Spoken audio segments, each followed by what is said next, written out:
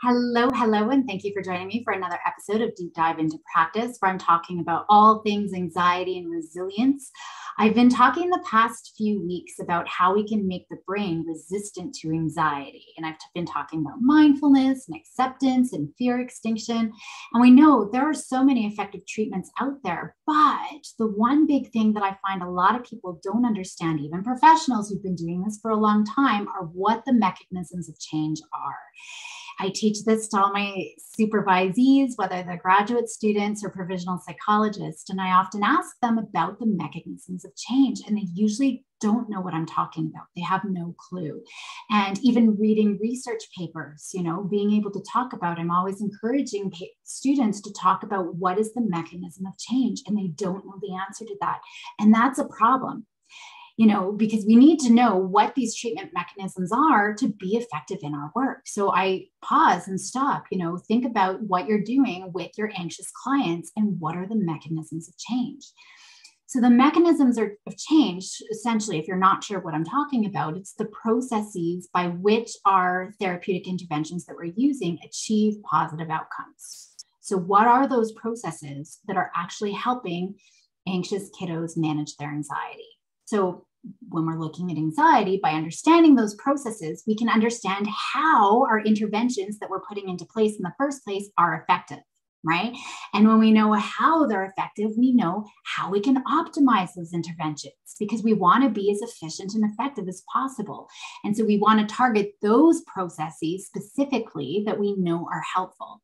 So looking at anxiety, because that's what we're talking about, I've talked about things like conditioned fear. So like the case of little Albert. So just in case you don't know, I've talked about him a lot in my podcast, but they paired a white rat, which was just a neutral stimuli, just this cute little being, and they paired it with a loud, startling sound. So they were linking that rat to feelings of fear. And so they were making the rat as fear-based sort of stimuli for little Albert. So we know that linking that feeling of distress to the stimuli, that's the primary mechanism in developing and maintaining anxiety. And over time, people learn to associate a certain situation or a certain stimuli, sometimes people. They're associating those things. So it could be, I love the Game of Thrones. I really need to figure out the quote, but Cersei in Game of Thrones, there's a line, something along the lines of just knowing that I breathe the same air as you is annoying. And so oftentimes I'm telling parents, like, just picturing your face, your teenager picturing your face in their head as they're walking home from school is enough to elicit stress because they're worried about, oh my gosh, what chores are they going to tell me to do? What homework are they going to tell me to do? What are they going to get on my back about today, right? It can just start creating stress. And so oftentimes in the teenager's brain, parents are associated with stress. So that's an example, but even just different situations. So for example, having to write a test. Some of the kiddos that I work with, they've got a lot of test anxiety. So that situation has been paired with stress. Maybe it's meeting somebody new, being around dogs, or even just feeling discomfort in our bodies. Right. And having that catastrophic outcome that I have to sit down at 120 because otherwise I'm going to have a heart attack. We just feel that we can't handle that. And that's what creates anxiety, even though oftentimes there's no actual correlation between those things, but our brain is making that association. And then when we feel anxious, we're paying more attention to anything that can threaten us. So that's going to worsen our anxiety. And then the anxiety related behaviors, just trying to suppress our thoughts, trying to distract ourselves, trying to avoid anything that contributes to those feelings. And so I've talked about a lot of this, and that's why I've gotten into the brain to really understand some of these mechanisms that contribute to anxiety. But when we avoid, the problem is, the reason why anxiety is getting worse is because we never learned that, hey, the end of the world didn't happen just because I didn't wear my Air Forces today. I didn't get mocked and ridiculed out of school because I had to wear my Adidas shoes, right? It didn't happen, but they never learn it because they always have to wear, like for my young lady, used to always wear a scarf. And so that was the only reason why she wasn't ridiculed and why she was never fired from her job, because she always had a scarf. But once she took the scarf off, she realized it had nothing to do with the scarf at all. She was a good employee and wasn't getting fired with or without the scarf, but they never learn that when they're avoiding. So that anxiety therefore stays there because we believe we avoided the inevitable. Phew, man, that was close. Good thing I was wearing the scarf today because I for sure was going to be fired, right? Or good thing I avoided that party. Otherwise, man, it would have been disastrous had I gone. I would have been the social outcast if I had gone to that party. And guess what? When we believe that our avoidance helped us save the world or prevented a heart attack or prevented us from losing our job or from embarrassing ourselves in front of others, we're more likely to avoid parties again. Not wearing my scarf to work again. We're going to avoid all of these situations or people or events in the future, on and on and on and on and on it goes. And so the anxiety is entrenched and it's getting stronger. So we understand those mechanisms. So now we got to look at some of the interventions, and especially some of the interventions I've talked about just the past several weeks: mindfulness, fear exposure, fear extinction, and acceptance. All of these pieces are going to be really important. So these, like I was talking about in previous episodes, be sure to check them out if you haven't. They're helping our brain become more resistant to anxiety. So exposure, let's start there. We need to think about what is it about exposure that's effective? Right? What about exposure helps bring positive outcomes? Do you know? Do you know fully? So I'm going to get into it for today. So anxious people, they have these associations. So for example, me not having my water bottle, that means I'm going to suffocate. Me not having my scarf means I'm going to be a social outcast. Dogs are vicious. They're going to rip my face off if I ever, have a dog encounter. Or presenting in front of others is completely humiliating. Right? And everyone's going to hate me. So we have this conditioned stimuli that we perceive as threatening. So like dogs, they're dangerous creatures, right? Even though dogs, for everybody else who has a dog, they're like, oh, you're so awesome. You're so cute. You're butthead, but I love you, right? But for the person who's anxious, they don't know. It's become conditioned to be scared. So when we repeatedly expose ourselves to these threatening situations without trying to avoid, without trying to engage in safety behaviors, we're beginning to learn new associations. Maybe dogs aren't that bad after all.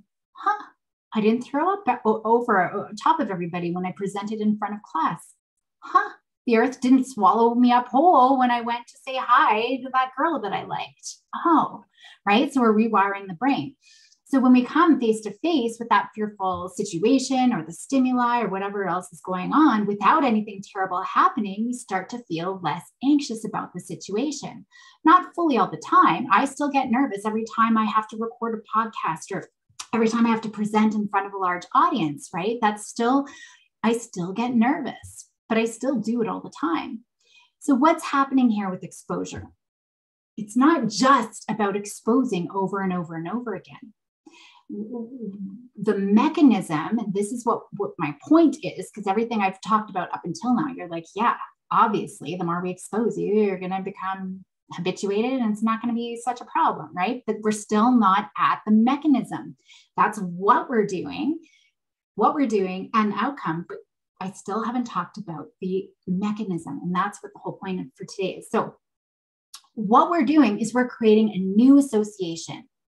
We're creating safety associations that contradict and hopefully completely override that fear-based association that we've developed. So the mechanism here is learning, new learning. That is the mechanism. Yes, I know it makes sense, but were you able to articulate that? That's really important. And I think that this is a missing piece. So this new learning, it helps us manage and even overcome that anxiety. So new learning, that's the key focus that we need to focus on with our kiddos and our clients.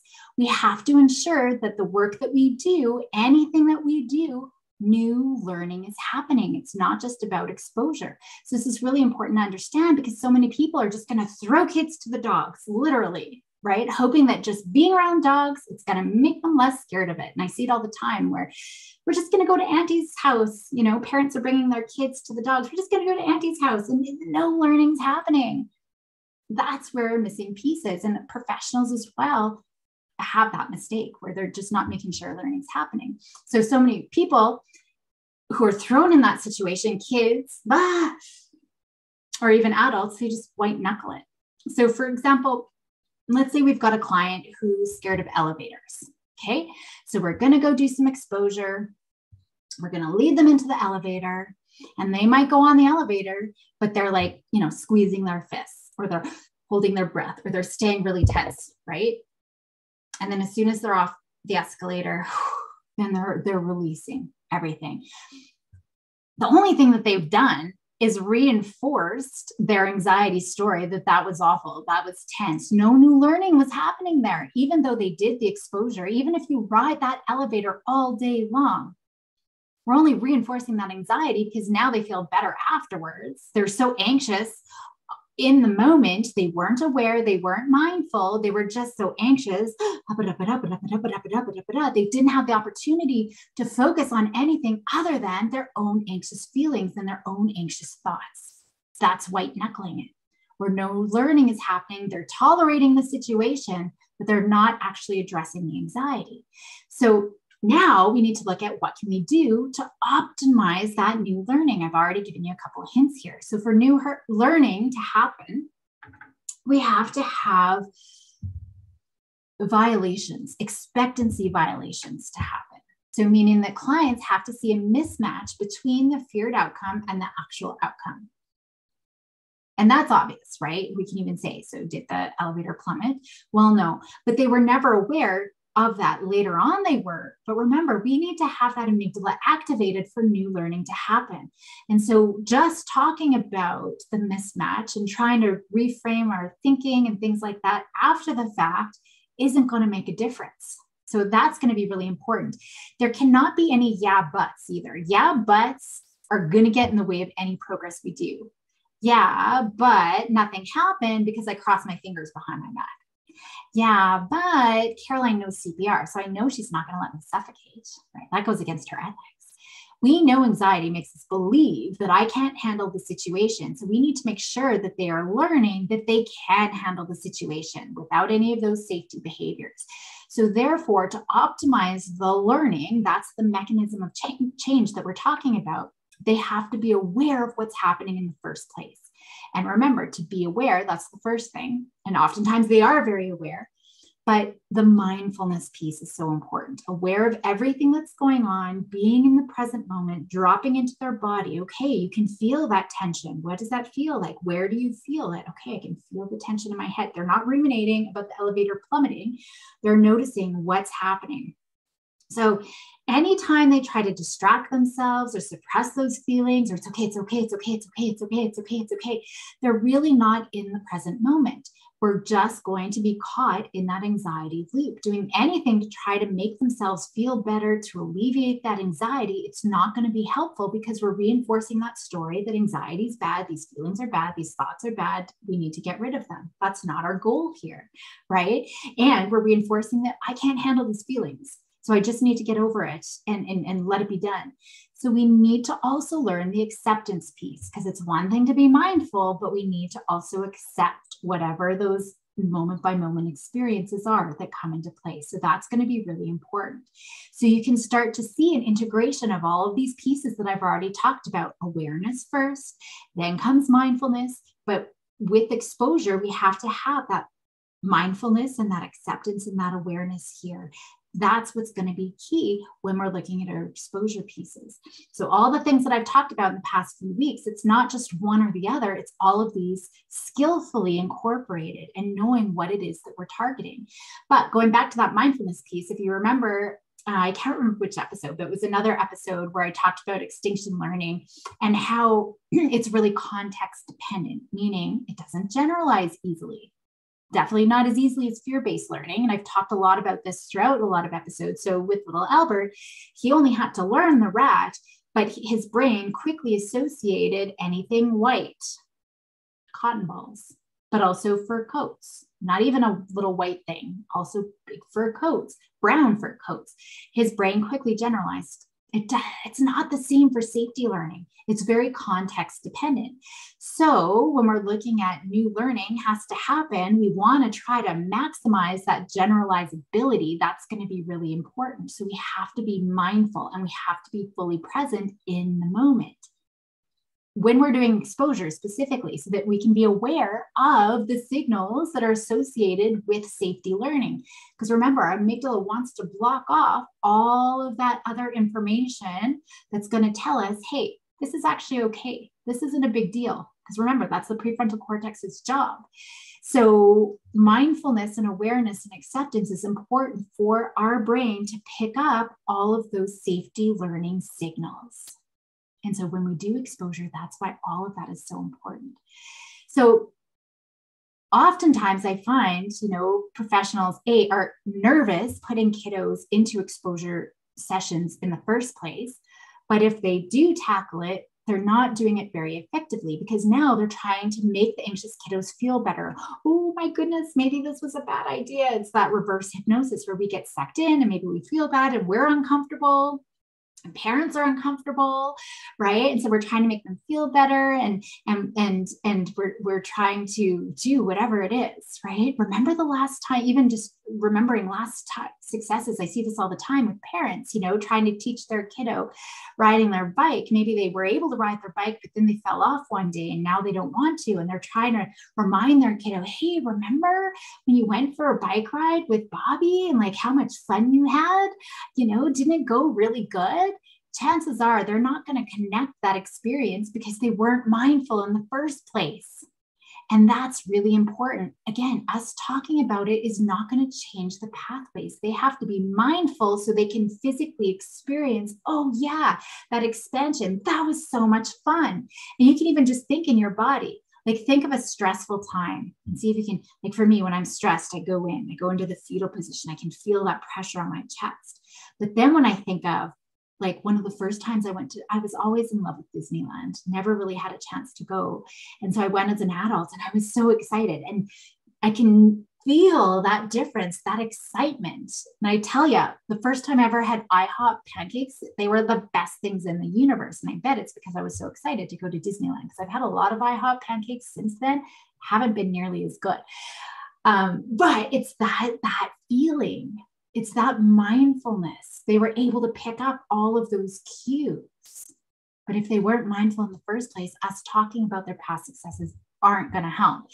So if they're mindful, they can draw way more easily on those past successes. Oh yeah, I totally did this before. That was a piece of cake. And I remembered feeling great about it. That's what we need to get into. So when we look at learning, and learning is the key mechanism here to be able to have positive outcomes with anxiety, kiddos have to be present. They have to be non-judgmental as well, right? So that's the acceptance piece, just taking note of what's happening. So the mindfulness, it enhances our learning because we're now paying attention. We're picking up all those cues. We can't learn anything if we're not paying attention, right? And when we're mindful, we aren't trying to avoid or suppress anything, and we're not engaging in safety behaviors or trying to make ourselves feel better. All of those things only keep us stuck in anxiety. We are here in the present moment. And that mindfulness, because we're here in the present moment, guess what? We get to generalize our learning a little bit more easily because we can use those previous successes because we were here for them. We didn't go into autopilot, right? So we are aware and we can draw on those previous successes. That's what's going to help our generalization. So we can see now how and why that mindfulness is so important in our practice when we integrate it with exposure. Without it, no learning is going to happen. And without, and it doesn't matter how many exposure sessions we do, if no learning's happening, then we're going to stay stuck in anxiety, and we're doing all of those exposures for nothing. And no wonder people hate doing them. And no wonder parents are like, oh no, we can't do exposure with my kiddo. It backfired. It did not work. It made it worse. Well, I wonder why. There's probably no learning happening, right? And then it's just pointless and frustrating and upsetting for everyone. So what's promising, we don't have to spend a lot of time formally teaching the skill of mindfulness, because a lot of our anxious kiddos are already mindful anyways, right? But we want to have lots of opportunities, little opportunities throughout the day. We're not going to teach it in the height of anxiety, in the height of an exposure. We're going to be teaching them and then practicing lots of times. Okay, what does your pointer finger feel like right now, right? What does your left hip feel like right now? Just going into that. So we're going to help fine tune that skill, just lots of little moments. Doesn't have to be a big hour sitting meditation. And especially we want to make sure that we're practicing that, applying that mindfulness to any emotional experience that comes their way from day-to-day life. So maybe when they, hey mom, look at what I did at school. We want to be able to coach parents to tap into, oh, hey, that's fantastic. Let's drop into our body. I do it with my girls. Actually, I was just doing it with my daughter last night. She's like, Mom, it doesn't work. She was so upset. She was just complaining about it. There was an adult who was very mean to her. And she just came home beside herself, and the teacher publicly punished her in front of everybody. And she came home just beside herself, and I had her drop into the body, and I pre-warned her. I'm like, I know you're probably not going to like this, but let's do this. Mom, you can't psychologize me all the time. You can't do this. It doesn't work. But then not 20 seconds later, I can really feel it in my tummy. Okay, kiddo. Hey, it's in your tummy. So what does that feel like? Kind of a stabbing. We always go to stabbing in my family. It's kind of a stab. No, it's more of a pressure, right? And she was able to talk about that. And just in doing that, my goal wasn't to make her calm down at all. I just wanted her to get into her body, because she was just going spiraling in her head. And then this, and then this, and then the kids, and then the blah, blah, blah, blah. So I validated all of those things. And then I brought it back into that scientist mode where we're just going to label, right? And so now she's able to sit with that. So that's going to be really important, to be able to bring that mindfulness to the day-to-day experiences and day-to-day emotions. And it's definitely easier to start it with the good feelings, but when we can kind of slip them in, even if they're getting dysregulated, that can be really helpful. But this is where personalization becomes really important to be very effective in our work, because we can have, like I said, two kiddos with the exact same symptoms, but they might have very different outcomes using even similar strategies, right? So we need to look, but some might be more effective with different types of strategies. So we need to figure out what's going on for them. But we need to know, what the mechanisms of change are. And then on top of that, then we can know, what does this anxious kiddo need right now? What is their learning? What do they need to learn? Right? And that's why individualizing our approach is so critical. We can't have a manualized approach, because every child's learning is going to be different. But that's where we need to get down to, is what is it that this child needs to learn, and how do we optimize that learning?